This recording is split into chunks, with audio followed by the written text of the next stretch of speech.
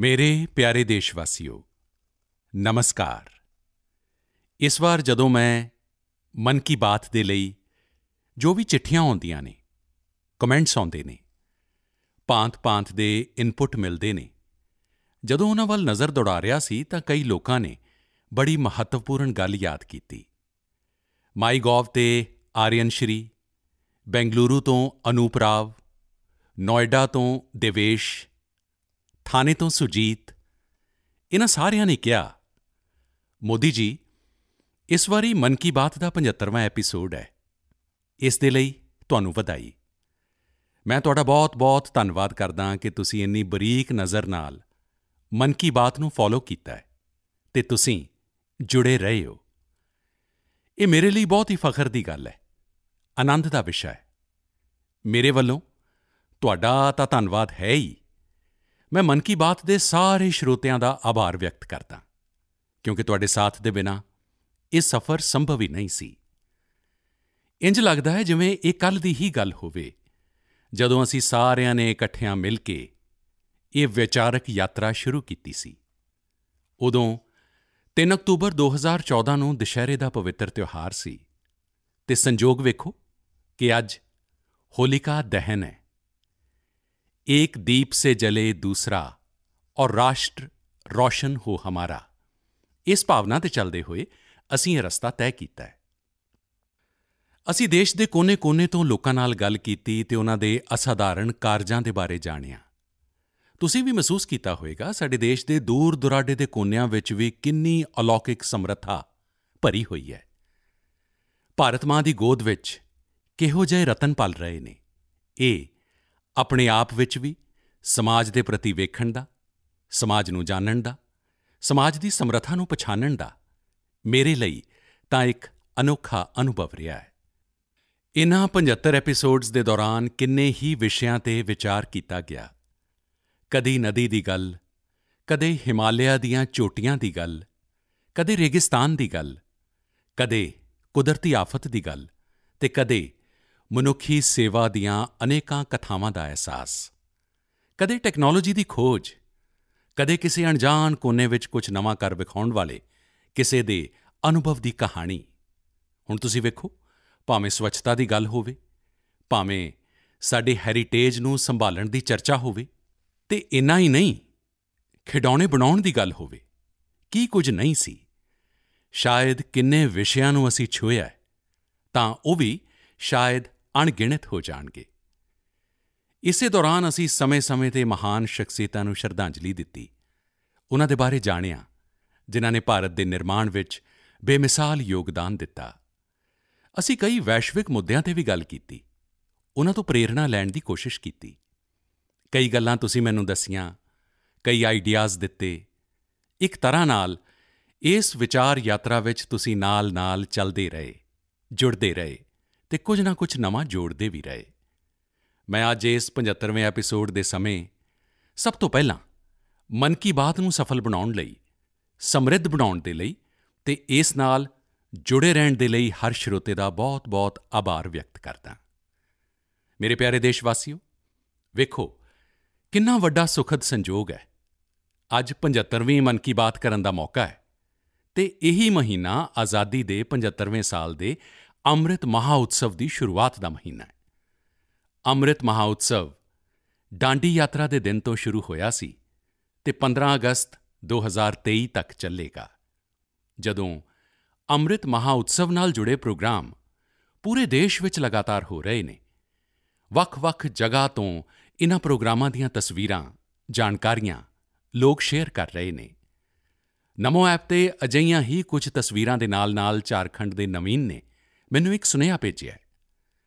ਉਨ੍ਹਾਂ ਨੇ ਲਿਖਿਆ ਹੈ ਕਿ ਉਨ੍ਹਾਂ ਨੇ ਅੰਮ੍ਰਿਤ ਮਹਾਉਤਸਵ ਦੇ ਪ੍ਰੋਗਰਾਮ ਦੇਖੇ ਅਤੇ ਤੈਅ ਕੀਤਾ ਕਿ ਉਹ ਵੀ ਸੁਤੰਤਰਤਾ ਸੰਗਰਾਮ ਨਾਲ ਜੁੜੇ ਘੱਟ ਤੋਂ ਘੱਟ 10 ਸਥਾਨਾਂ 'ਤੇ ਜਾਣਗੇ। ਉਨ੍ਹਾਂ ਦੀ ਲਿਸਟ ਵਿੱਚ ਪਹਿਲਾ ਨਾਮ ਭਗਵਾਨ ਬਿਰਸਾ ਮੁੰਡਾ ਦਾ ਜਨਮ ਅਸਥਾਨ ਹੈ। ਨਵੀਨ ਨੇ ਲਿਖਿਆ ਕਿ ਝਾਰਖੰਡ ਦੇ ਆਦਿਵਾਸੀ ਸੁਤੰਤਰਤਾ ਸੈਨਾਨੀਆਂ ਦੀਆਂ ਕਹਾਣੀਆਂ ਉਹ ਦੇਸ਼ ਦੇ ਦੂਸਰੇ ਹਿੱਸਿਆਂ ਵਿੱਚ ਪਹੁੰਚਾਉਣਗੇ। ਭਾਈ ਨਵੀਨ, ਤੁਹਾਡੀ ਸੋਚ ਦੇ ਲਈ ਮੈਂ ਤੁਹਾਨੂੰ ਵਧਾਈ ਦਿੰਦਾ। ਸਾਥੀਓ, ਕਿਸੇ ਸੁਤੰਤਰਤਾ ਸੈਨਾਨੀ ਦੀ ਸੰਘਰਸ਼ ਗਾਥਾ ਹੋਵੇ, ਕਿਸੇ ਸਥਾਨ ਦਾ ਇਤਿਹਾਸ ਹੋਵੇ ਦੇਸ਼ ਦੀ ਕੋਈ ਸੱਭਿਆਚਾਰਕ ਕਹਾਣੀ ਹੋਵੇ, ਅੰਮ੍ਰਿਤ ਮਹਾਉਤਸਵ ਦੇ ਦੌਰਾਨ ਤੁਸੀਂ ਉਸ ਨੂੰ ਦੇਸ਼ ਦੇ ਸਾਹਮਣੇ ਲਿਆ ਸਕਦੇ ਹੋ, ਦੇਸ਼ ਵਾਸੀਆਂ ਨੂੰ ਉਸ ਨਾਲ ਜੋੜਨ ਦਾ ਮਾਧਿਅਮ ਬਣ ਸਕਦੇ ਹੋ। ਤੁਸੀਂ ਵੇਖੋਗੇ, ਵੇਖਦਿਆਂ ਹੀ ਵੇਖਦਿਆਂ ਅੰਮ੍ਰਿਤ ਮਹਾਉਤਸਵ ਅਜਿਹੇ ਕਿੰਨੇ ਹੀ ਪ੍ਰੇਰਣਾਦਾਇਕ ਅੰਮ੍ਰਿਤ ਬਿੰਦੂਆਂ ਨਾਲ ਭਰ ਜਾਏਗਾ ਅਤੇ ਫਿਰ ਅਜਿਹੀ ਅੰਮ੍ਰਿਤ ਧਾਰਾ ਵਹੇਗੀ ਜੋ ਭਾਰਤ ਦੀ ਆਜ਼ਾਦੀ ਦੇ 100 ਸਾਲਾਂ ਤੱਕ ਪ੍ਰੇਰਣਾ ਦੇਵੇਗੀ, ਦੇਸ਼ ਨੂੰ ਨਵੀਂ ਉਚਾਈ ਤੇ ਲੈ ਜਾਏਗੀ, ਕੁਝ ਨਾ ਕੁਝ ਕਰਨ ਦਾ ਜਜ਼ਬਾ ਪੈਦਾ ਕਰੇਗੀ। ਆਜ਼ਾਦੀ ਦੀ ਲੜਾਈ ਵਿੱਚ ਸਾਡੇ ਸੈਨਾਨੀਆਂ ਨੇ ਕਿੰਨੇ ਹੀ ਕਸ਼ਟ ਇਸ ਲਈ ਸਹੇ ਕਿਉਂਕਿ ਉਹ ਦੇਸ਼ ਲਈ ਤਿਆਗ ਅਤੇ ਬਲੀਦਾਨ ਨੂੰ ਆਪਣਾ ਫਰਜ਼ ਸਮਝਦੇ ਸਨ। ਉਨ੍ਹਾਂ ਦੇ ਤਿਆਗ ਅਤੇ ਬਲੀਦਾਨ ਦੀਆਂ ਅਮਰ ਕਹਾਣੀਆਂ ਹੁਣ ਸਾਨੂੰ ਨਿਰੰਤਰ ਫਰਜ਼ ਦੇ ਰਾਹ ਤੇ ਤੁਰਨ ਲਈ ਪ੍ਰੇਰਿਤ ਕਰਨ ਅਤੇ ਜਿਵੇਂ ਗੀਤਾ ਵਿੱਚ ਭਗਵਾਨ ਕ੍ਰਿਸ਼ਨ ਨੇ ਕਿਹਾ ਹੈ, ਨਿਯਤੰ ਕੁਰੂ ਕਰਮ ਤਵੰ ਕਰਮ ਜਯਾਯੋ ਹਯ ਕਰਮਣ। ਉਸੇ ਭਾਵ ਦੇ ਨਾਲ ਅਸੀਂ ਸਾਰੇ ਆਪਣੇ ਨਿਯਤ ਫਰਜ਼ਾਂ ਦਾ ਪੂਰੀ ਨਿਸ਼ਠਾ ਨਾਲ ਪਾਲਣ ਕਰੀਏ ਅਤੇ ਆਜ਼ਾਦੀ ਦੇ ਅੰਮ੍ਰਿਤ ਮਹਾਉਤਸਵ ਦਾ ਮਤਲਬ ਇਹੀ ਹੈ ਕਿ ਅਸੀਂ ਨਵੇਂ ਸੰਕਲਪ ਲਈਏ, ਉਨ੍ਹਾਂ ਸੰਕਲਪਾਂ ਨੂੰ ਸਿੱਧ ਕਰਨ ਦੇ ਲਈ ਜੀ-ਜਾਨ ਨਾਲ ਜੁਟ ਜਾਈਏ ਅਤੇ ਸੰਕਲਪ ਉਹ ਹੋਣ ਜੋ ਸਮਾਜ ਦੀ ਭਲਾਈ ਦੇ ਹੋਣ, ਦੇਸ਼ ਦੀ ਭਲਾਈ ਦੇ ਹੋਣ, ਭਾਰਤ ਦੇ ਰੌਸ਼ਨ ਭਵਿੱਖ ਦੇ ਲਈ ਹੋਣ ਅਤੇ ਸੰਕਲਪ ਉਹ ਹੋਣ ਜਿਸ ਵਿੱਚ ਮੇਰੀ ਆਪਣੀ ਖੁਦ ਦੀ ਕੁਝ ਨਾ ਕੁਝ ਜ਼ਿੰਮੇਵਾਰੀ ਹੋਵੇ, ਮੇਰਾ ਆਪਣਾ ਫਰਜ਼ ਜੁੜਿਆ ਹੋਵੇ। ਮੈਨੂੰ ਵਿਸ਼ਵਾਸ ਹੈ ਕਿ ਗੀਤਾ ਨੂੰ ਜਿਊਣ ਦਾ ਇਹ ਸੁਨਹਿਰੀ ਮੌਕਾ ਸਾਡੇ ਲੋਕਾਂ ਦੇ ਕੋਲ ਹੈ। ਮੇਰੇ ਪਿਆਰੇ ਦੇਸ਼ਵਾਸੀਓ, ਪਿਛਲੇ ਸਾਲ ਇਹ ਮਾਰਚ ਦਾ ਹੀ ਮਹੀਨਾ ਸੀ, ਦੇਸ਼ ਨੇ ਪਹਿਲੀ ਵਾਰ ਜਨਤਾ ਕਰਫਿਊ ਸ਼ਬਦ ਸੁਣਿਆ ਸੀ, ਪਰ ਇਸ ਮਹਾਨ ਦੇਸ਼ ਦੀ ਮਹਾਨ ਪ੍ਰਜਾ ਦੀ ਮਹਾਸ਼ਕਤੀ ਦਾ ਅਨੁਭਵ ਵੇਖੋ। ਜਨਤਾ ਕਰਫਿਊ ਪੂਰੇ ਵਿਸ਼ਵ ਦੇ ਲਈ ਹੈਰਾਨੀਜਨਕ ਬਣ ਗਿਆ ਸੀ। ਅਨੁਸ਼ਾਸਨ ਦਾ ਇਹ ਅਨੋਖਾ ਉਦਾਹਰਣ ਸੀ। ਆਉਣ ਵਾਲੀਆਂ ਪੀੜ੍ਹੀਆਂ ਇਸ ਗੱਲ ਨੂੰ ਲੈ ਕੇ ਜ਼ਰੂਰ ਫਖਰ ਕਰਨਗੀਆਂ। ਉਸੇ ਤਰ੍ਹਾਂ ਨਾਲ ਸਾਡੇ ਕੋਰੋਨਾ ਵਾਰੀਅਰਜ਼ ਦੇ ਪ੍ਰਤੀ ਸਨਮਾਨ, ਆਦਰ, ਥਾਲੀ ਵਜਾਉਣਾ, ਤਾੜੀ ਵਜਾਉਣਾ, ਦੀਵਾ ਜਗਾਉਣਾ। ਤੁਹਾਨੂੰ ਅੰਦਾਜ਼ਾ ਨਹੀਂ ਹੈ ਕਿ ਕੋਰੋਨਾ ਵਾਰੀਅਰਜ਼ ਦੇ ਦਿਲ ਨੂੰ ਉਹ ਕਿੰਨਾ ਛੂਹ ਗਿਆ ਸੀ ਅਤੇ ਉਹੀ ਤਾਂ ਕਾਰਨ ਹੈ ਜੋ ਪੂਰੇ ਸਾਲ ਭਰ ਉਹ ਬਿਨਾਂ ਥੱਕੇ, ਬਿਨਾਂ ਰੁਕੇ ਡਟੇ ਰਹੇ, ਦੇਸ਼ ਦੇ ਇੱਕ-ਇੱਕ ਨਾਗਰਿਕ ਦੀ ਜਾਨ ਬਚਾਉਣ ਦੇ ਲਈ ਜੀ-ਜਾਨ ਨਾਲ ਜੂਝਦੇ ਰਹੇ। ਪਿਛਲੇ ਸਾਲ ਇਸ ਸਮੇਂ ਸਵਾਲ ਸੀ ਕਿ ਕੋਰੋਨਾ ਦੀ ਵੈਕਸੀਨ ਕਦੋਂ ਤੱਕ ਆਏਗੀ। ਸਾਥੀਓ, ਸਾਡੇ ਸਾਰਿਆਂ ਦੇ ਲਈ ਫਖਰ ਦੀ ਗੱਲ ਹੈ ਕਿ ਅੱਜ ਭਾਰਤ ਦੁਨੀਆ ਦਾ ਸਭ ਤੋਂ ਵੱਡਾ ਵੈਕਸੀਨੇਸ਼ਨ ਪ੍ਰੋਗਰਾਮ ਚਲਾ ਰਿਹਾ ਹੈ। ਵੈਕਸੀਨੇਸ਼ਨ ਪ੍ਰੋਗਰਾਮ ਦੀਆਂ ਤਸਵੀਰਾਂ ਦੇ ਬਾਰੇ ਮੈਨੂੰ ਭੁਵਨੇਸ਼ਵਰ ਦੀ ਪੁਸ਼ਪਾ ਸ਼ੁਕਲਾ ਜੀ ਨੇ ਲਿਖਿਆ ਹੈ। ਉਨ੍ਹਾਂ ਦਾ ਕਹਿਣਾ ਹੈ ਕਿ ਘਰ ਦੇ ਵੱਡੇ ਵਡੇਰਿਆਂ ਵਿੱਚ ਵੈਕਸੀਨ ਨੂੰ ਲੈ ਕੇ ਜੋ ਉਤਸ਼ਾਹ ਦਿਖਾਈ ਦੇ ਰਿਹਾ ਹੈ, ਉਸ ਦੀ ਚਰਚਾ ਮੈਂ ਮਨ ਕੀ ਬਾਤ ਵਿੱਚ ਕਰਾਂ। ਸਾਥੀਓ, ਸਹੀ ਵੀ ਹੈ, ਦੇਸ਼ ਦੇ ਕੋਨੇ-ਕੋਨੇ ਤੋਂ ਅਸੀਂ ਅਜਿਹੀਆਂ ਖ਼ਬਰਾਂ ਸੁਣਦੇ ਹਾਂ, ਅਜਿਹੀਆਂ ਤਸਵੀਰਾਂ ਵੇਖਦੇ ਹਾਂ ਜੋ ਸਾਡੇ ਦਿਲ ਨੂੰ ਛੂਹ ਜਾਂਦੀਆਂ ਨੇ। ਯੂਪੀ ਦੇ ਜੌਨਪੁਰ ਵਿੱਚ 109 ਸਾਲਾਂ ਦੀ ਬਜ਼ੁਰਗ ਮਾਂ ਰਾਮ ਦੁਲਈਆ ਜੀ ਨੇ ਟੀਕਾ ਲਗਵਾਇਆ ਹੈ। ਇੰਝ ਹੀ ਦਿੱਲੀ ਵਿੱਚ 107 ਸਾਲ ਦੇ ਕੇਵਲ ਕ੍ਰਿਸ਼ਨ ਜੀ ਨੇ ਵੈਕਸੀਨ ਦੀ ਡੋਜ਼ ਲਈ ਹੈ। ਹੈਦਰਾਬਾਦ ਵਿੱਚ 100 ਸਾਲ ਦੇ ਜੈ ਚੌਧਰੀ ਜੀ ਨੇ ਵੈਕਸੀਨ ਲਗਵਾਈ ਅਤੇ ਸਾਰਿਆਂ ਨੂੰ ਅਪੀਲ ਵੀ ਕੀਤੀ ਹੈ ਕਿ ਵੈਕਸੀਨ ਜ਼ਰੂਰ ਲਗਵਾਉਣ। ਮੈਂ ਟਵਿੱਟਰ, ਫੇਸਬੁੱਕ 'ਤੇ ਵੀ ਇਹ ਵੇਖ ਰਿਹਾ ਕਿ ਕਿਵੇਂ ਲੋਕ ਆਪਣੇ ਘਰ ਦੇ ਬਜ਼ੁਰਗਾਂ ਨੂੰ ਵੈਕਸੀਨ ਲਗਵਾਉਣ ਤੋਂ ਬਾਅਦ ਉਨ੍ਹਾਂ ਦੀ ਫੋਟੋ ਅਪਲੋਡ ਕਰ ਰਹੇ ਨੇ। ਕੇਰਲ ਤੋਂ ਇੱਕ ਨੌਜਵਾਨ ਆਨੰਦਨ ਨਾਇਰ ਨੇ ਵੀ ਇਸ ਨੂੰ ਇੱਕ ਨਵਾਂ ਸ਼ਬਦ ਦਿੱਤਾ ਹੈ, ਵੈਕਸੀਨ ਸੇਵਾ। ਅਜਿਹੇ ਹੀ ਸੰਦੇਸ਼ ਦਿੱਲੀ ਤੋਂ ਸ਼ਿਵਾਨੀ, ਹਿਮਾਚਲ ਤੋਂ ਹਿਮਾਂਸ਼ੂ ਅਤੇ ਦੂਸਰੇ ਕਈ ਨੌਜਵਾਨਾਂ ਨੇ ਭੇਜੇ ਨੇ। ਮੈਂ ਸਾਰੇ ਸਰੋਤਿਆਂ ਦੇ ਇਨ੍ਹਾਂ ਵਿਚਾਰਾਂ ਦੀ ਸ਼ਲਾਘਾ ਕਰਦਾ।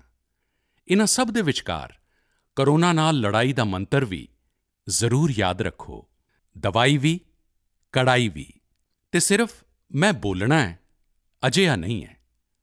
ਅਸੀਂ ਜਿਉਣਾ ਵੀ ਹੈ, ਬੋਲਣਾ ਵੀ ਹੈ, ਦੱਸਣਾ ਵੀ ਹੈ ਅਤੇ ਲੋਕਾਂ ਨੂੰ ਦਵਾਈ ਵੀ, ਕੜਾਈ ਵੀ ਇਸ ਦੇ ਲਈ ਪ੍ਰਤੀਬੱਧ ਬਣਾਉਂਦੇ ਰਹਿਣਾ ਹੈ। ਮੇਰੇ ਪਿਆਰੇ ਦੇਸ਼ਵਾਸੀਓ, ਮੈਂ ਅੱਜ ਇੰਦੌਰ ਦੀ ਰਹਿਣ ਵਾਲੀ ਸੌਮਿਆ ਜੀ ਦਾ ਧੰਨਵਾਦ ਕਰਨਾ ਹੈ। ਉਨ੍ਹਾਂ ਨੇ ਇੱਕ ਵਿਸ਼ੇ ਵੱਲ ਮੇਰਾ ਧਿਆਨ ਦਿਵਾਇਆ ਹੈ ਅਤੇ ਇਸ ਦਾ ਜ਼ਿਕਰ ਮਨ ਕੀ ਬਾਤ ਵਿੱਚ ਕਰਨ ਲਈ ਕਿਹਾ ਹੈ। ਇਹ ਵਿਸ਼ਾ ਹੈ ਭਾਰਤੀ ਕ੍ਰਿਕਟਰ ਮਿਤਾਲੀ ਰਾਜ ਜੀ ਦਾ ਨਵਾਂ ਰਿਕਾਰਡ। ਮਿਤਾਲੀ ਜੀ ਹੁਣੇ ਜਿਹੇ ਅੰਤਰਰਾਸ਼ਟਰੀ ਕ੍ਰਿਕਟ ਵਿੱਚ 10,000 ਰਨ ਬਣਾਉਣ ਵਾਲੀ ਪਹਿਲੀ ਭਾਰਤੀ ਮਹਿਲਾ ਕ੍ਰਿਕਟਰ ਬਣੀ ਹੈ। ਉਨ੍ਹਾਂ ਦੀ ਇਸ ਪ੍ਰਾਪਤੀ 'ਤੇ ਬਹੁਤ-ਬਹੁਤ ਵਧਾਈ। ਵਨਡੇ ਇੰਟਰਨੈਸ਼ਨਲਜ਼ ਵਿੱਚ 7,000 ਰਨ ਬਣਾਉਣ ਵਾਲੀ ਵੀ ਉਹ ਇਕੱਲੀ ਅੰਤਰਰਾਸ਼ਟਰੀ ਮਹਿਲਾ ਖਿਡਾਰੀ ਹੈ। ਮਹਿਲਾ ਕ੍ਰਿਕਟ ਦੇ ਖੇਤਰ ਵਿੱਚ ਉਨ੍ਹਾਂ ਦਾ ਯੋਗਦਾਨ ਬਹੁਤ ਸ਼ਾਨਦਾਰ ਹੈ। 2 ਦਹਾਕਿਆਂ ਤੋਂ ਜ਼ਿਆਦਾ ਦੇ ਕੈਰੀਅਰ ਵਿੱਚ ਮਿਤਾਲੀ ਰਾਜ ਜੀ ਨੇ ਹਜ਼ਾਰਾਂ ਲੱਖਾਂ ਨੂੰ ਪ੍ਰੇਰਿਤ ਕੀਤਾ ਹੈ। ਉਨ੍ਹਾਂ ਦੀ ਸਖ਼ਤ ਮਿਹਨਤ ਤੇ ਸਫਲਤਾ ਦੀ ਕਹਾਣੀ ਨਾ ਸਿਰਫ ਮਹਿਲਾ ਕ੍ਰਿਕਟਰਾਂ ਲਈ ਸਗੋਂ ਪੁਰਸ਼ ਕ੍ਰਿਕਟਰਾਂ ਦੇ ਲਈ ਵੀ ਇੱਕ ਪ੍ਰੇਰਣਾ ਹੈ। ਸਾਥੀਓ, ਇਹ ਦਿਲਚਸਪ ਹੈ, ਇਸੇ ਮਾਰਚ ਮਹੀਨੇ ਵਿੱਚ ਜਦੋਂ ਅਸੀਂ ਮਹਿਲਾ ਦਿਵਸ ਸੈਲੀਬ੍ਰੇਟ ਕਰ ਰਹੇ ਸੀ ਤਾਂ ਕਈ ਮਹਿਲਾ ਖਿਡਾਰੀਆਂ ਨੇ ਮੈਡਲਜ਼ ਤੇ ਰਿਕਾਰਡਜ਼ ਆਪਣੇ ਨਾਮ ਕੀਤੇ ਨੇ। ਦਿੱਲੀ ਵਿੱਚ ਆਯੋਜਿਤ ਸ਼ੂਟਿੰਗ ਵਿੱਚ ISSF ਵਰਲਡ ਕੱਪ ਵਿੱਚ ਭਾਰਤ ਸਿਖਰ ਤੇ ਰਿਹਾ। ਗੋਲਡ ਮੈਡਲ ਦੀ ਗਿਣਤੀ ਦੇ ਮਾਮਲੇ ਵਿੱਚ ਵੀ ਭਾਰਤ ਨੇ ਬਾਜ਼ੀ ਮਾਰੀ। ਇਹ ਭਾਰਤ ਦੇ ਮਹਿਲਾ ਤੇ ਪੁਰਸ਼ ਨਿਸ਼ਾਨੇਬਾਜ਼ਾਂ ਦੇ ਸ਼ਾਨਦਾਰ ਪ੍ਰਦਰਸ਼ਨ ਦੀ ਵਜ੍ਹਾ ਨਾਲ ਹੀ ਸੰਭਵ ਹੋ ਸਕਿਆ। ਇਸੇ ਦੌਰਾਨ PV ਸਿੰਧੂ ਜੀ ਨੇ BWF Swiss open super 300 tournament ਵਿੱਚ ਸਿਲਵਰ ਮੈਡਲ ਜਿੱਤਿਆ ਹੈ। ਅੱਜ ਐਜੂਕੇਸ਼ਨ ਤੋਂ ਲੈ ਕੇ ਐਂਟਰਪ੍ਰੇਨਿਓਰਸ਼ਿਪ ਤੱਕ, ਆਰਮਡ ਫੋਰਸਿਸ ਤੋਂ ਲੈ ਕੇ ਸਾਇੰਸ ਐਂਡ ਟੈਕਨੋਲੋਜੀ ਤੱਕ, ਹਰ ਜਗ੍ਹਾ ਦੇਸ਼ ਦੀਆਂ ਬੇਟੀਆਂ ਆਪਣੀ ਵੱਖ ਪਛਾਣ ਬਣਾ ਰਹੀਆਂ ਨੇ। ਮੈਨੂੰ ਖਾਸ ਖੁਸ਼ੀ ਇਸ ਗੱਲ ਦੀ ਹੈ ਕਿ ਬੇਟੀਆਂ ਖੇਡਾਂ ਵਿੱਚ ਆਪਣਾ ਇੱਕ ਨਵਾਂ ਮੁਕਾਮ ਬਣਾ ਰਹੀਆਂ ਨੇ। ਪ੍ਰੋਫੈਸ਼ਨਲ ਚੋਇਸ ਦੇ ਰੂਪ ਵਿੱਚ ਸਪੋਰਟਸ ਇੱਕ ਪਸੰਦ ਬਣ ਕੇ ਉੱਭਰ ਰਿਹਾ ਹੈ। ਮੇਰੇ ਪਿਆਰੇ ਦੇਸ਼ਵਾਸੀਓ, ਕੁਝ ਸਮਾਂ ਪਹਿਲਾਂ ਹੋਈ ਮੈਰੀਟਾਈਮ ਇੰਡੀਆ ਸਮਿਟ ਤੁਹਾਨੂੰ ਯਾਦ ਹੈ ਨਾ? ਇਸ ਸਮਿਟ ਵਿੱਚ ਮੈਂ ਕੀ ਕਿਹਾ ਸੀ? ਕੀ ਇਹ ਤੁਹਾਨੂੰ ਯਾਦ ਹੈ? ਸੁਭਾਵਿਕ ਹੈ, ਇੰਨੇ ਪ੍ਰੋਗਰਾਮ ਹੁੰਦੇ ਰਹਿੰਦੇ ਨੇ, ਇੰਨੀਆਂ ਗੱਲਾਂ ਹੁੰਦੀਆਂ ਰਹਿੰਦੀਆਂ ਨੇ, ਹਰ ਗੱਲ ਕਿੱਥੇ ਯਾਦ ਰਹਿੰਦੀ ਹੈ ਅਤੇ ਉਹਨਾਂ ਧਿਆਨ ਵੀ ਕਿੱਥੇ ਜਾਂਦਾ ਹੈ? ਸੁਭਾਵਿਕ ਹੈ। ਲੇਕਿਨ ਮੈਨੂੰ ਚੰਗਾ ਲੱਗਾ ਕਿ ਮੇਰੀ ਇੱਕ ਬੇਨਤੀ ਨੂੰ ਗੁਰੂ ਪ੍ਰਸਾਦ ਜੀ ਨੇ ਬਹੁਤ ਦਿਲਚਸਪੀ ਨਾਲ ਅੱਗੇ ਵਧਾਇਆ ਹੈ। ਮੈਂ ਇਸ ਸਮਿਟ ਵਿੱਚ ਦੇਸ਼ ਦੇ ਲਾਈਟ ਹਾਊਸ ਕੰਪਲੈਕਸਿਸ ਦੇ ਆਲੇ-ਦੁਆਲੇ ਟੂਰਿਜ਼ਮ ਫੈਸਿਲਿਟੀਜ਼ ਵਿਕਸਿਤ ਕਰਨ ਦੇ ਬਾਰੇ ਗੱਲ ਕੀਤੀ ਸੀ। ਗੁਰੂ ਪ੍ਰਸਾਦ ਜੀ ਨੇ ਤਮਿਲਨਾਡੂ ਦੇ 2 ਲਾਈਟ ਹਾਊਸਾਂ, ਚੇਨਈ ਲਾਈਟ ਹਾਊਸ ਅਤੇ ਮਹਾਬਲੀਪੁਰਮ ਲਾਈਟ ਹਾਊਸ ਦੀ 2019 ਦੀ ਆਪਣੀ ਯਾਤਰਾ ਦੇ ਆਪਣੇ ਅਨੁਭਵਾਂ ਨੂੰ ਸਾਂਝਾ ਕੀਤਾ ਹੈ। ਉਨ੍ਹਾਂ ਨੇ ਬਹੁਤ ਹੀ ਰੋਚਕ ਫੈਕਟ ਸ਼ੇਅਰ ਕੀਤੇ ਨੇ ਜੋ ਮਨ ਕੀ ਬਾਤ ਸੁਣਨ ਵਾਲਿਆਂ ਨੂੰ ਵੀ ਹੈਰਾਨ ਕਰਨਗੇ। ਜਿਵੇਂ ਚੇਨਈ ਲਾਈਟ ਹਾਊਸ ਦੁਨੀਆ ਦੇ ਉਹਨਾਂ 94 ਲਾਈਟ ਹਾਊਸਾਂ ਵਿੱਚੋਂ ਇੱਕ ਹੈ ਜਿਨ੍ਹਾਂ ਵਿੱਚ ਐਲੀਵੇਟਰ ਮੌਜੂਦ ਹੈ। ਇਹੀ ਨਹੀਂ, ਭਾਰਤ ਦਾ ਇਹ ਇਕਲੌਤਾ ਲਾਈਟ ਹਾਊਸ ਹੈ ਜੋ ਸ਼ਹਿਰ ਦੀ ਸੀਮਾ ਦੇ ਅੰਦਰ ਸਥਿਤ ਹੈ। ਇਸ ਵਿੱਚ ਬਿਜਲੀ ਦੇ ਕਈ ਸੋਲਰ ਪੈਨਲ ਵੀ ਲੱਗੇ ਨੇ। ਗੁਰੂ ਪ੍ਰਸਾਦ ਜੀ ਨੇ ਲਾਈਟ ਹਾਊਸ ਦੇ ਹੈਰੀਟੇਜ ਮਿਊਜ਼ੀਅਮ ਦੇ ਬਾਰੇ ਵੀ ਗੱਲ ਕੀਤੀ ਜੋ ਮੈਰੀਨ ਨੈਵੀਗੇਸ਼ਨ ਦੇ ਇਤਿਹਾਸ ਨੂੰ ਸਾਹਮਣੇ ਲਿਆਉਂਦਾ ਹੈ। ਮਿਊਜ਼ੀਅਮ ਵਿੱਚ ਤੇਲ ਨਾਲ ਬਲਣ ਵਾਲੀਆਂ ਵੱਡੀਆਂ-ਵੱਡੀਆਂ ਬੱਤੀਆਂ, ਕੈਰੋਸੀਨ ਲਾਈਟਸ, ਪੈਟਰੋਲੀਅਮ ਵੇਪਰ ਅਤੇ ਪੁਰਾਣੇ ਸਮੇਂ ਵਿੱਚ ਵਰਤੇ ਜਾਣ ਵਾਲੇ ਬਿਜਲੀ ਦੇ ਲੈਂਪ ਪ੍ਰਦਰਸ਼ਿਤ ਕੀਤੇ ਗਏ ਨੇ।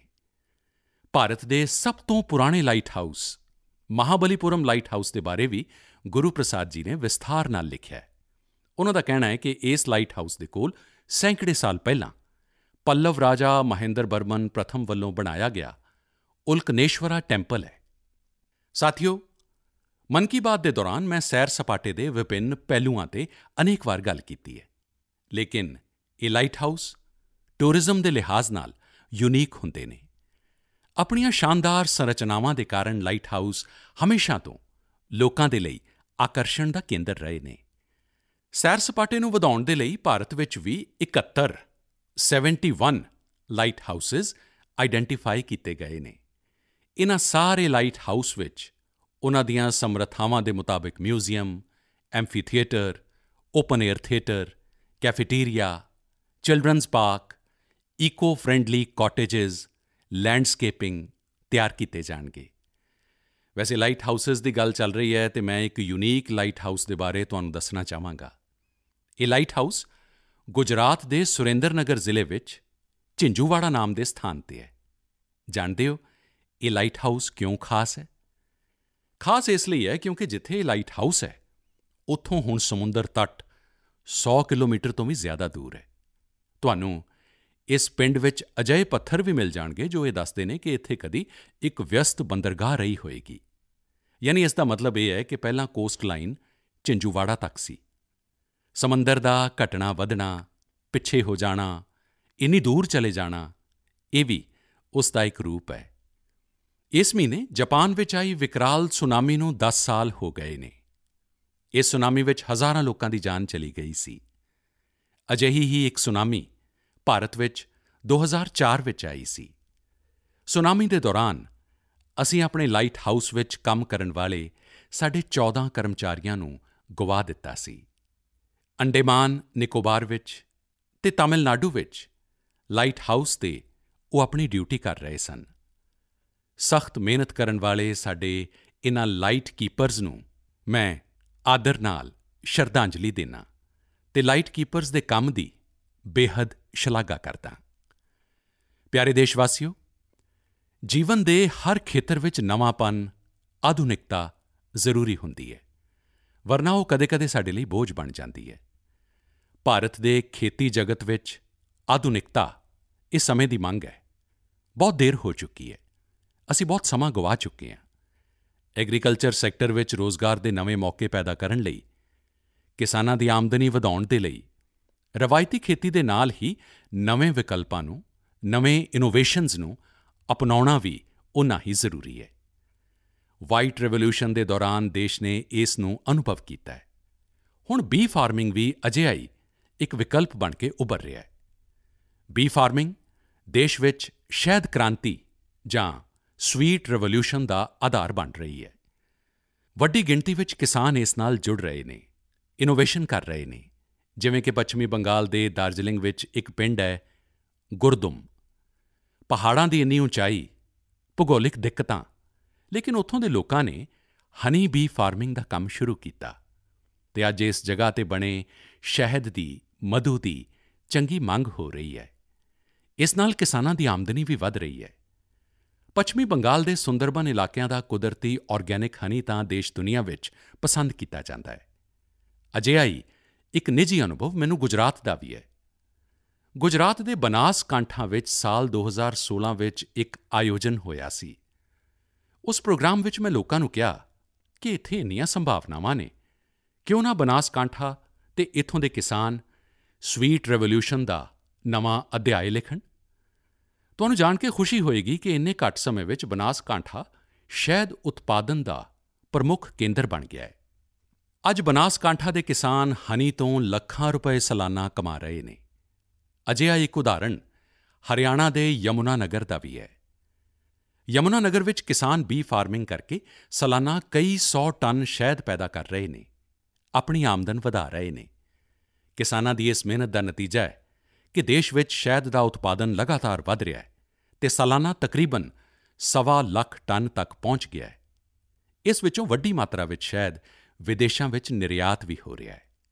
ਸਾਥੀਓ, ਹਨੀ ਬੀ ਫਾਰਮਿੰਗ ਵਿੱਚ ਸਿਰਫ ਸ਼ਹਿਦ ਨਾਲ ਹੀ ਆਮਦਨੀ ਨਹੀਂ ਹੁੰਦੀ, ਬਲਕਿ ਬੀ ਵੈਕਸ ਵੀ ਆਮਦਨੀ ਦਾ ਇੱਕ ਬਹੁਤ ਵੱਡਾ ਮਾਧਿਅਮ ਹੈ। Pharma industry, food industry, textile ਅਤੇ ਕਾਸਮੈਟਿਕ ਇੰਡਸਟਰੀ, ਹਰ ਜਗ੍ਹਾ ਬੀ ਵੈਕਸ ਦੀ ਡਿਮਾਂਡ ਹੈ। ਸਾਡਾ ਦੇਸ਼ ਫਿਲਹਾਲ ਬੀ ਵੈਕਸ ਆਯਾਤ ਕਰਦਾ ਹੈ, ਲੇਕਿਨ ਸਾਡੇ ਕਿਸਾਨ ਹੁਣ ਇਹੀ ਸਥਿਤੀ ਤੇਜ਼ੀ ਨਾਲ ਬਦਲ ਰਹੇ ਨੇ, ਯਾਨੀ ਇੱਕ ਤਰ੍ਹਾਂ ਨਾਲ ਆਤਮ ਨਿਰਭਰ ਭਾਰਤ ਮੁਹਿੰਮ ਵਿੱਚ ਮਦਦ ਕਰ ਰਹੇ ਨੇ। ਅੱਜ ਤਾਂ ਪੂਰੀ ਦੁਨੀਆ ਆਯੁਰਵੇਦ ਅਤੇ ਨੈਚੁਰਲ ਹੈਲਥ ਪ੍ਰੋਡਕਟਸ ਵੱਲ ਵੇਖ ਰਹੀ ਹੈ। ਅਜਿਹੇ ਸਮੇਂ ਹਨੀ ਦੀ ਮੰਗ ਹੋਰ ਵੀ ਤੇਜ਼ੀ ਨਾਲ ਵਧ ਰਹੀ ਹੈ।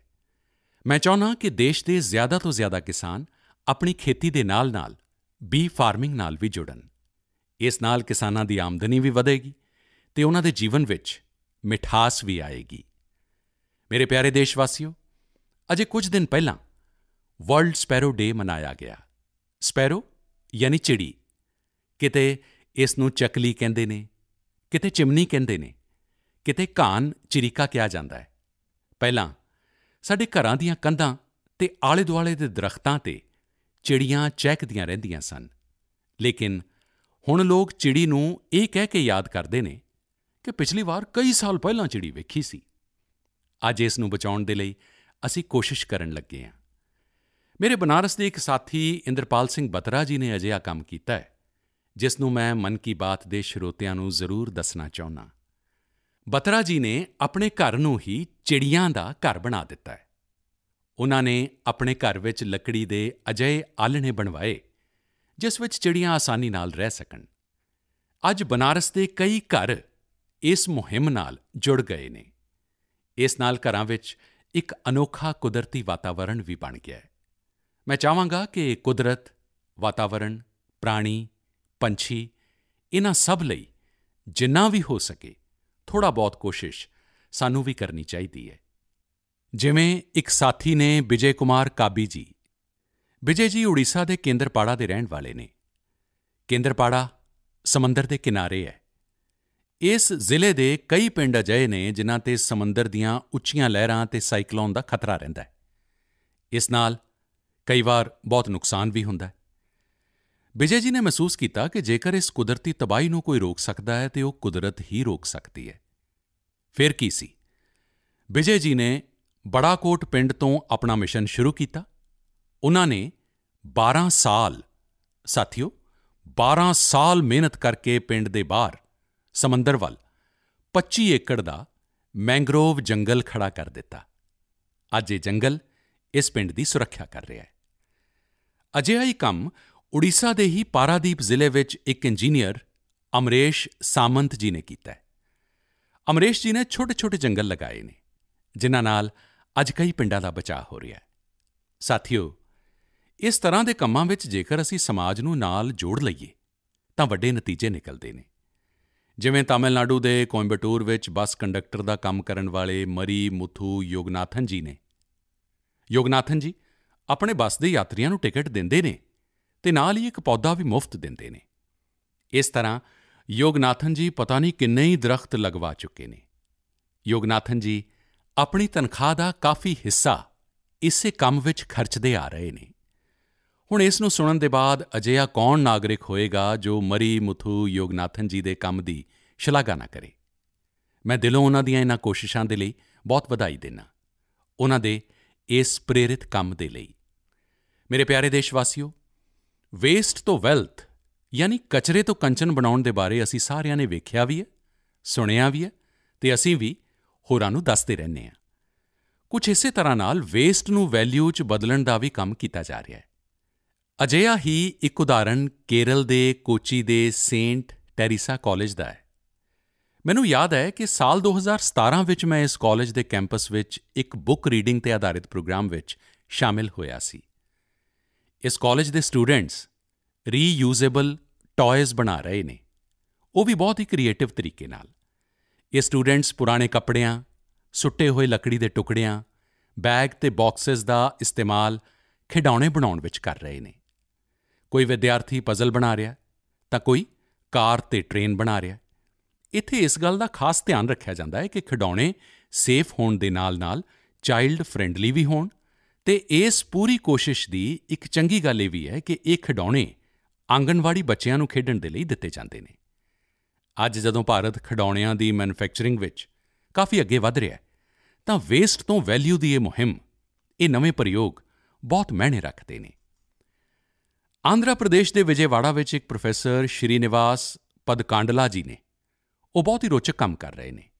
ਉਨ੍ਹਾਂ ਨੇ ਆਟੋਮੋਬਾਈਲ ਮੈਟਲ ਸਕ੍ਰੈਪ ਤੋਂ ਸਕਲਪਚਰਜ਼ ਬਣਾਏ ਨੇ। ਉਨ੍ਹਾਂ ਵੱਲੋਂ ਬਣਾਏ ਗਏ ਇਹ ਵਿਸ਼ਾਲ ਸਕਲਪਚਰਜ਼ ਜਨਤਕ ਪਾਰਕਾਂ ਵਿੱਚ ਲਗਾਏ ਗਏ ਨੇ ਅਤੇ ਲੋਕ ਉਨ੍ਹਾਂ ਨੂੰ ਬਹੁਤ ਉਤਸ਼ਾਹ ਨਾਲ ਵੇਖ ਰਹੇ ਨੇ। ਇਲੈਕਟ੍ਰੌਨਿਕ ਅਤੇ ਆਟੋਮੋਬਾਈਲ ਵੇਸਟ ਦੀ ਰੀਸਾਈਕਲਿੰਗ ਦਾ ਇੱਕ ਨਵਾਂ ਪ੍ਰਯੋਗ ਹੈ। ਮੈਂ ਇੱਕ ਵਾਰ ਫਿਰ ਕੋਚੀ ਅਤੇ ਵਿਜੇਵਾੜਾ ਵਿੱਚ ਹੋ ਰਹੀਆਂ ਇਨ੍ਹਾਂ ਕੋਸ਼ਿਸ਼ਾਂ ਦੀ ਸ਼ਲਾਘਾ ਕਰਦਾ ਅਤੇ ਉਮੀਦ ਕਰਦਾ ਕਿ ਹੋਰ ਲੋਕ ਵੀ ਅਜਿਹੀਆਂ ਕੋਸ਼ਿਸ਼ਾਂ ਵਿੱਚ ਅੱਗੇ ਆਉਣਗੇ।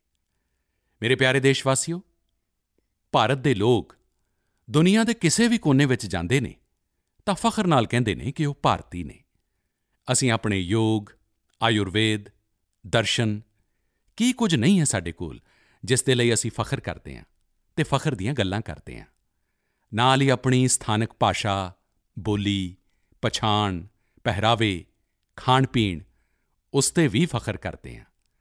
ਅਸੀਂ ਨਵਾਂ ਤਾਂ ਪਾਉਣਾ ਹੀ ਹੈ ਅਤੇ ਉਹੀ ਤਾਂ ਜੀਵਨ ਹੁੰਦਾ, ਲੇਕਿਨ ਨਾਲ-ਨਾਲ ਪੁਰਾਣਾ ਗਵਾਉਣਾ ਵੀ ਨਹੀਂ ਹੈ। ਅਸੀਂ ਬਹੁਤ ਮਿਹਨਤ ਨਾਲ ਆਪਣੇ ਆਲੇ-ਦੁਆਲੇ ਮੌਜੂਦ ਅਥਾਹ ਸੱਭਿਆਚਾਰਕ ਧਰੋਹਰ ਨੂੰ ਪ੍ਰਫੁੱਲਿਤ ਕਰਨਾ ਹੈ, ਨਵੀਂ ਪੀੜ੍ਹੀ ਤੱਕ ਪਹੁੰਚਾਉਣਾ ਹੈ। ਇਹੀ ਕੰਮ ਅੱਜ ਅਸਮ ਦੇ ਰਹਿਣ ਵਾਲੇ ਸਿਕਾਰੀ ਟਿਸੌ ਬਹੁਤ ਹੀ ਲਗਨ ਦੇ ਨਾਲ ਕਰ ਰਹੇ ਨੇ। ਕਾਰਬੀ ਅੰਗਲੋਂਗ ਜ਼ਿਲ੍ਹੇ ਦੇ ਸਿਕਾਰੀ ਟਿਸੌ ਪਿਛਲੇ 20 ਸਾਲਾਂ ਤੋਂ ਕਾਰਬੀ ਭਾਸ਼ਾ ਦੀ ਡਾਕੂਮੈਂਟੇਸ਼ਨ ਕਰ ਰਹੇ ਨੇ। ਕਿਸੇ ਜ਼ਮਾਨੇ ਵਿੱਚ, ਕਿਸੇ ਯੁੱਗ ਵਿੱਚ ਕਾਰਬੀ ਆਦਿਵਾਸੀ ਭੈਣ-ਭਰਾਵਾਂ ਦੀ ਭਾਸ਼ਾ ਕਾਰਬੀ ਅੱਜ ਮੁੱਖ ਧਾਰਾ ਤੋਂ ਗਾਇਬ ਹੋ ਰਹੀ ਹੈ। ਸ਼੍ਰੀਮਾਨ ਸਿਕਾਰੀ ਟਿਸੌ ਜੀ ਨੇ ਤੈਅ ਕੀਤਾ ਕਿ ਆਪਣੀ ਇਸ ਪਛਾਣ ਨੂੰ ਉਹ ਬਚਾਉਣਗੇ ਅਤੇ ਅੱਜ ਉਨ੍ਹਾਂ ਦੀਆਂ ਕੋਸ਼ਿਸ਼ਾਂ ਨਾਲ ਕਾਰਬੀ ਭਾਸ਼ਾ ਦੀ ਕਾਫੀ ਜਾਣਕਾਰੀ ਡਾਕੂਮੈਂਟਡ ਹੋ ਗਈ ਹੈ। ਉਨ੍ਹਾਂ ਨੂੰ ਆਪਣੇ ਯਤਨਾਂ ਦੇ ਲਈ ਕਈ ਜਗ੍ਹਾ ਸ਼ਲਾਘਾ ਵੀ ਮਿਲੀ ਹੈ ਅਤੇ ਅਵਾਰਡ ਵੀ ਮਿਲੇ ਨੇ। ਮਨ ਕੀ ਬਾਤ ਦੇ ਨਾਲ ਸ਼੍ਰੀਮਾਨ ਸਿਕਾਰੀ ਟਿਸੌ ਜੀ ਨੂੰ ਮੈਂ ਤਾਂ ਵਧਾਈ ਦਿੰਦਾ ਹੀ ਹਾਂ, ਲੇਕਿਨ ਦੇਸ਼ ਦੇ ਕਈ ਕੋਨਿਆਂ ਵਿੱਚ ਇਸੇ ਤਰ੍ਹਾਂ ਦੇ ਕਈ ਸਾਧਕ ਹੋਣਗੇ ਜੋ ਇੱਕ ਕੰਮ ਨੂੰ ਲੈ ਕੇ ਖਪਦੇ ਰਹਿੰਦੇ ਹੋਣਗੇ। ਮੈਂ ਉਨ੍ਹਾਂ ਸਾਰਿਆਂ ਨੂੰ ਵਧਾਈ ਦਿੰਦਾ। ਮੇਰੇ ਪਿਆਰੇ ਦੇਸ਼ਵਾਸੀਓ, ਕੋਈ ਵੀ ਨਵੀਂ ਸ਼ੁਰੂਆਤ ਯਾਨੀ ਨਿਊ ਬਿਗਨਿੰਗ ਹਮੇਸ਼ਾ ਬਹੁਤ ਖਾਸ ਹੁੰਦੀ ਹੈ। ਨਿਊ ਬਿਗਨਿੰਗ ਦਾ ਮਤਲਬ ਹੁੰਦਾ ਹੈ ਨਿਊ ਪੋਸੀਬਿਲਿਟੀਜ਼, ਨਵੀਂ ਕੋਸ਼ਿਸ਼, ਅਤੇ ਨਵੀਆਂ ਕੋਸ਼ਿਸ਼ਾਂ ਦਾ ਅਰਥ ਹੈ ਨਵੀਂ ਊਰਜਾ ਅਤੇ ਨਵਾਂ ਜੋਸ਼। ਇਹੀ ਕਾਰਨ ਹੈ ਕਿ ਵੱਖ-ਵੱਖ ਰਾਜਾਂ ਅਤੇ ਖੇਤਰਾਂ ਵਿੱਚ ਅਤੇ ਵਿਭਿੰਨਤਾ ਨਾਲ ਭਰੀ ਸਾਡੀ ਸੰਸਕ੍ਰਿਤੀ ਵਿੱਚ ਕਿਸੇ ਵੀ ਸ਼ੁਰੂਆਤ ਨੂੰ ਤਿਉਹਾਰ ਦੇ ਤੌਰ ਤੇ ਮਨਾਉਣ ਦੀ ਪਰੰਪਰਾ ਰਹੀ ਹੈ ਅਤੇ ਇਹ ਸਮਾਂ ਨਵੀਂ ਸ਼ੁਰੂਆਤ ਅਤੇ ਨਵੇਂ ਤਿਉਹਾਰਾਂ ਦੇ ਆਗਮਨ ਦਾ ਹੈ। ਹੋਲੀ ਵੀ ਤਾਂ ਬਸੰਤ ਨੂੰ ਤਿਉਹਾਰ ਦੇ ਤੌਰ ਤੇ ਹੀ ਮਨਾਉਣ ਦੀ ਇੱਕ ਪਰੰਪਰਾ ਹੈ। ਜਿਸ ਸਮੇਂ ਅਸੀਂ ਰੰਗਾਂ ਦੇ ਨਾਲ ਹੋਲੀ ਮਨਾ ਰਹੇ ਹੁੰਦੇ ਹਾਂ, ਉਸੇ ਸਮੇਂ ਬਸੰਤ ਵੀ ਸਾਡੇ ਆਲੇ-ਦੁਆਲੇ ਨਵੇਂ ਰੰਗ ਬਿਖੇਰ ਰਹੀ ਹੁੰਦੀ ਹੈ। ਇਸੇ ਸਮੇਂ ਫੁੱਲਾਂ ਦਾ ਖਿੜਨਾ ਸ਼ੁਰੂ ਹੁੰਦਾ ਹੈ ਅਤੇ ਕੁਦਰਤ ਤਰੋ-ਤਾਜ਼ਾ ਹੋ ਉੱਠਦੀ ਹੈ। ਦੇਸ਼ ਦੇ ਵੱਖ-ਵੱਖ ਖੇਤਰਾਂ ਵਿੱਚ ਜਲਦੀ ਹੀ ਨਵਾਂ ਸਾਲ ਵੀ ਮਨਾਇਆ ਜਾਏਗਾ। ਚਾਹੇ ਉਗਾਦੀ ਹੋਵੇ ਜਾਂ ਪੁਥੰਡੂ, ਗੁੜੀ ਪੜਵਾ ਹੋਵੇ ਜਾਂ ਬਿਹੂ, ਨਵਰੇਹ ਹੋਵੇ ਜਾਂ ਪੋਇਲਾ ਬੋਇਸ਼ਾਖ ਜਾਂ ਵਿਸਾਖੀ, ਪੂਰਾ ਦੇਸ਼ ਉਮੰਗ, ਉਤਸ਼ਾਹ ਅਤੇ ਨਵੀਆਂ ਉਮੀਦਾਂ ਦੇ ਰੰਗ ਵਿੱਚ ਰੰਗਿਆ ਦਿਸੇਗਾ। ਇਸੇ ਵੇਲੇ ਕੇਰਲ ਵੀ ਖੂਬਸੂਰਤ ਤਿਉਹਾਰ ਵਿਸ਼ੂ ਮਨਾਉਂਦਾ ਹੈ। ਇਸ ਤੋਂ ਬਾਅਦ ਜਲਦੀ ਹੀ ਚੇਤਰ ਨਵਰਾਤਰੀ ਦਾ ਪਵਿੱਤਰ ਮੌਕਾ ਵੀ ਆਏਗਾ। ਚੇਤਰ ਮਹੀਨੇ ਦੇ 9ਵੇਂ ਦਿਨ ਸਾਡੇ ਇੱਥੇ ਰਾਮ ਨੌਮੀ ਦਾ ਤਿਉਹਾਰ ਹੁੰਦਾ ਹੈ। ਇਸ ਨੂੰ ਭਗਵਾਨ ਰਾਮ ਦੇ ਜਨਮ ਉਤਸਵ ਦੇ ਨਾਲ ਨਿਆਂ ਅਤੇ ਬਹਾਦਰੀ ਦੇ ਇੱਕ ਨਵੇਂ ਯੁੱਗ ਦੀ ਸ਼ੁਰੂਆਤ ਦੇ ਰੂਪ ਵਿੱਚ ਵੀ ਮਨਾਇਆ ਜਾਂਦਾ ਹੈ। ਇਸ ਦੌਰਾਨ ਚਾਰ ਚੁਫੇਰੇ ਧੂਮ-ਧਾਮ ਦੇ ਨਾਲ ਭਗਤੀ ਭਾਵ ਨਾਲ ਭਰਿਆ ਮਾਹੌਲ ਹੁੰਦਾ ਹੈ ਜੋ ਲੋਕਾਂ ਨੂੰ ਹੋਰ ਨਜ਼ਦੀਕ ਲਿਆਉਂਦਾ ਹੈ, ਉਨ੍ਹਾਂ ਨੂੰ ਪਰਿਵਾਰ ਅਤੇ ਸਮਾਜ ਨਾਲ ਜੋੜਦਾ ਹੈ, ਆਪਸੀ ਸੰਬੰਧਾਂ ਨੂੰ ਮਜ਼ਬੂਤ ਕਰਦਾ ਹੈ। ਇਨ੍ਹਾਂ ਤਿਉਹਾਰਾਂ ਦੇ ਮੌਕੇ ਤੇ ਮੈਂ ਦੇਸ਼ਵਾਸੀਆਂ ਨੂੰ ਸ਼ੁਭਕਾਮਨਾਵਾਂ ਦਿੰਦਾ। ਸਾਥੀਓ, ਇਸ ਦੌਰਾਨ 4 ਅਪ੍ਰੈਲ ਨੂੰ ਦੇਸ਼ ਈਸਟਰ ਵੀ ਮਨਾਏਗਾ। ਜੀਸਸ ਕ੍ਰਾਈਸਟ ਦੇ ਪੁਨਰ ਜੀਵਨ ਦੇ ਤਿਉਹਾਰ ਦੇ ਰੂਪ ਵਿੱਚ ਈਸਟਰ ਦਾ ਤਿਉਹਾਰ ਮਨਾਇਆ ਜਾਂਦਾ ਹੈ। ਸੰਕੇਤਕ ਰੂਪ ਵਿੱਚ ਕਹੀਏ ਤਾਂ ਈਸਟਰ ਜੀਵਨ ਦੀ ਨਵੀਂ ਸ਼ੁਰੂਆਤ ਨਾਲ ਜੁੜਿਆ ਹੋਇਆ ਹੈ। ਈਸਟਰ ਉਮੀਦਾਂ ਦੇ ਪੁਨਰ ਜੀਵਿਤ ਹੋਣ ਦਾ ਪ੍ਰਤੀਕ ਹੈ। On this holy and auspicious occasion, I greet not only the Christian community in India, but also Christians globally. ਮੇਰੇ ਪਿਆਰੇ ਦੇਸ਼ਵਾਸੀਓ, ਅੱਜ ਮਨ ਕੀ ਬਾਤ ਵਿੱਚ ਅਸੀਂ ਅੰਮ੍ਰਿਤ ਮਹਾਉਤਸਵ ਅਤੇ ਦੇਸ਼ ਦੇ ਲਈ ਆਪਣੇ ਫਰਜ਼ਾਂ ਦੀ ਗੱਲ ਕੀਤੀ। ਅਸੀਂ ਹੋਰ ਪੁਰਬਾਂ ਅਤੇ ਤਿਉਹਾਰਾਂ ਦੀ ਵੀ ਚਰਚਾ ਕੀਤੀ। ਇਸੇ ਦੌਰਾਨ ਇੱਕ ਹੋਰ ਤਿਉਹਾਰ ਆਉਣ ਵਾਲਾ ਹੈ ਜੋ ਸਾਡੇ ਸੰਵਿਧਾਨਿਕ ਅਧਿਕਾਰਾਂ ਅਤੇ ਫਰਜ਼ਾਂ ਦੀ ਯਾਦ ਦਿਵਾਉਂਦਾ ਹੈ। ਉਹ ਹੈ 14 ਅਪ੍ਰੈਲ ਡਾਕਟਰ ਬਾਬਾ ਸਾਹਿਬ ਅੰਬੇਡਕਰ ਜੀ ਦੀ ਜਨਮ ਜਯੰਤੀ। ਇਸ ਵਾਰੀ ਅੰਮ੍ਰਿਤ ਮਹਾਉਤਸਵ ਵਿੱਚ ਤਾਂ ਇਹ ਮੌਕਾ ਹੋਰ ਵੀ ਖਾਸ ਬਣ ਗਿਆ ਹੈ। ਮੈਨੂੰ ਵਿਸ਼ਵਾਸ ਹੈ ਕਿ ਬਾਬਾ ਸਾਹਿਬ ਜੀ ਦੀ ਇਸ ਜਨਮ ਜਯੰਤੀ ਨੂੰ ਅਸੀਂ ਜ਼ਰੂਰ ਯਾਦਗਾਰ ਬਣਾਵਾਂਗੇ, ਆਪਣੇ ਫਰਜ਼ਾਂ ਦਾ ਸੰਕਲਪ ਲੈ ਕੇ ਉਨ੍ਹਾਂ ਨੂੰ ਸ਼ਰਧਾਂਜਲੀ ਦੇਵਾਂਗੇ। ਇਸੇ ਵਿਸ਼ਵਾਸ ਦੇ ਨਾਲ ਤੁਹਾਨੂੰ ਸਾਰਿਆਂ ਨੂੰ ਪਰਵ ਤਿਉਹਾਰਾਂ ਦੀਆਂ ਇੱਕ ਵਾਰ ਫਿਰ ਤੋਂ ਸ਼ੁਭਕਾਮਨਾਵਾਂ। ਤੁਸੀਂ ਸਾਰੇ ਖੁਸ਼ ਰਹੋ, ਸਿਹਤਮੰਦ ਰਹੋ ਅਤੇ ਖੂਬ ਖੁਸ਼ੀ ਮਨਾਓ। ਇਸੇ ਕਾਮਨਾ ਦੇ ਨਾਲ ਫਿਰ ਤੋਂ ਯਾਦ ਦਿਵਾਉਣਾ, ਦਵਾਈ ਵੀ, ਕੜਾਈ ਵੀ। ਬਹੁਤ-ਬਹੁਤ ਧੰਨਵਾਦ।